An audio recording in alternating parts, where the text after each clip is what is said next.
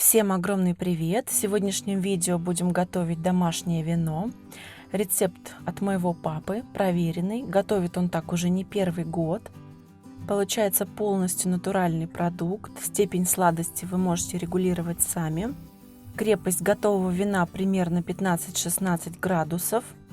Сейчас вы видите бутылки с вином: черная смородина 40 литров, красная смородина 90 литров и крыжовник 20 литров. Ягоды разные, но технология приготовления для всех одинакова, хотя отличается количество сахара и воды для каждого вида ягод. И, конечно же, отличается вкус готового вина. Рецепт максимально простой, чтобы можно было приготовить его в домашних условиях, но для него необходим погреб. В книге указаны пропорции воды и сахара для разных ягод.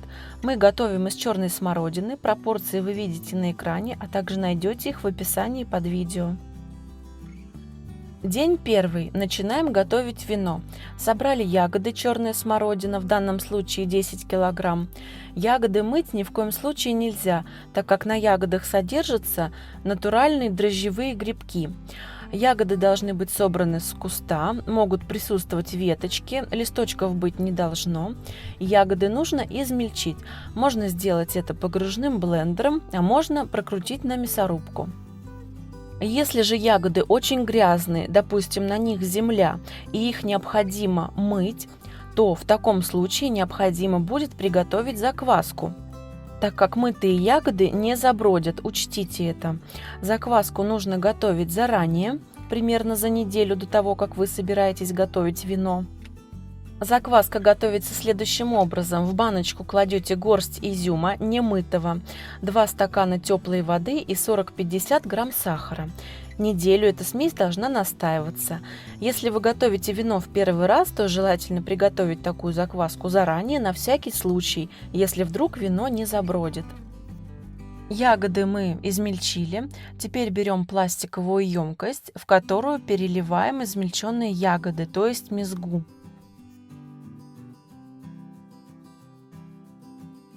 Теперь в мезгу необходимо добавить сладкую воду. Для этого берем чистую колодезную воду, в нашем случае 18 литров воды и 5 кг 800 грамм сахара. Высыпаем сахар в воду и размешиваем до полного растворения сахара.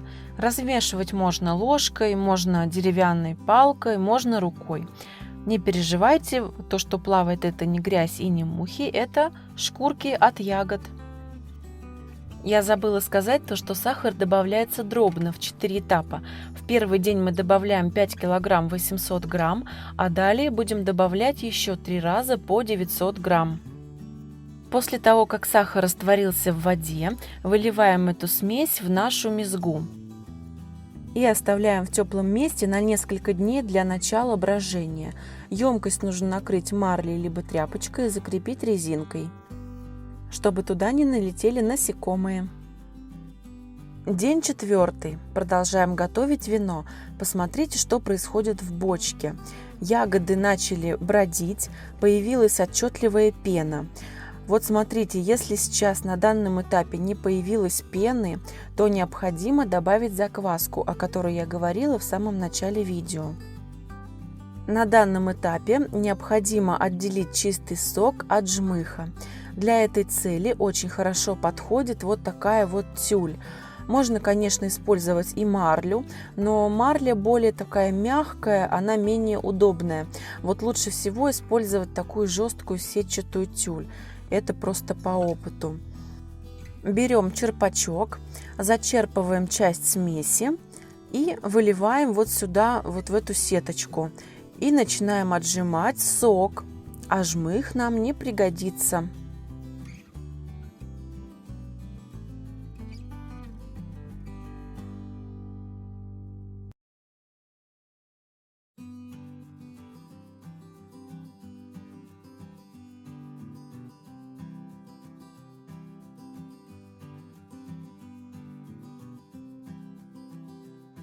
Далее берем подходящую емкость с узким горлышком, в данном случае это емкость от кулера, и вот такую самодельную лейку, например, из обрезанной бутылки.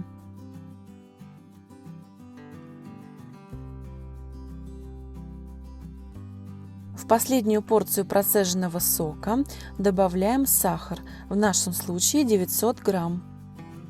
Размешиваем до полного растворения сахара и выливаем в основной сок. Таким образом сахар растворится равномерно. Далее бутылочку ставим в компанию к остальным, у которых уже идет активное брожение. Одеваем перчатку. Перчатки обычные, можно медицинские, мы покупаем в фикс прайсе, потому что там они дешевле. Пальчики заправляем внутрь, чтобы они не примотались к изоленте. И закрепляем перчатку изолентой, липкой стороной наружу. Это делается для того, чтобы перчатка не приклеилась к изоленте, чтобы изолента не могла порвать ее, для того, чтобы можно было использовать ее еще раз. А я напомню, что сегодня мы добавили 900 грамм сахара и еще будем добавлять 2 раза по 900 грамм. Перчатку каждый раз нужно снимать, естественно.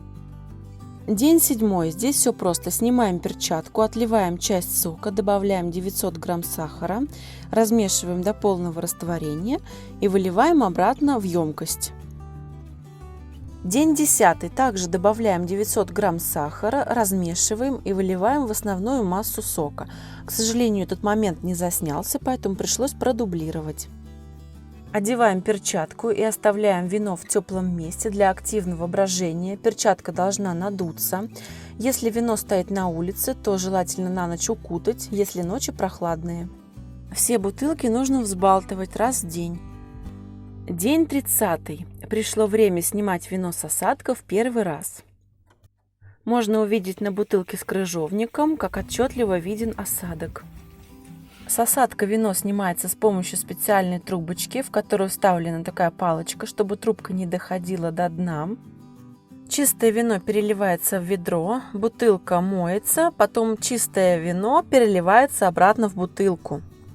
Вот сейчас, в данный момент, вино необходимо попробовать. И если вдруг оно кажется вам слишком кислым, вы можете добавить сахара немножко по своему вкусу. Если добавлять сахар, то только сейчас, потому что сейчас все еще идет активное брожение, перчатка надувается. Если вы пропустите этот момент и добавите сахар, когда уже будет тихое брожение, то сахар не переработается, будет уже поздно. На бутылку снова одеваем перчатку и отправляем ее в погреб для медленного брожения на 2 месяца. Каждые 20 дней нужно снимать вино с осадка. Вот эти бутылки только что сняты с осадка, а вот этой предстоит снять осадок во второй раз. После того, как перчатка полностью упала, вино можно разливать по бутылкам и закупоривать пробками. Такое вино хранится примерно 1 год. Если вам понравилось это видео, подписывайтесь на канал и обязательно ставьте лайки. Мы снимали это видео больше месяца. Всем спасибо за просмотр. Пока-пока!